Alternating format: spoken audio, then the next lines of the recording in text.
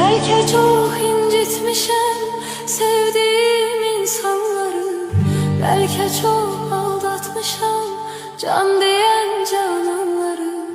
Sonda görmezden gelip ettiğim nüksanları, var ümidim affedersen sen beni. Bilmez idim belki çok incitmişim sevdiğim insanları, belki çok aldatmışım can diyen cananları.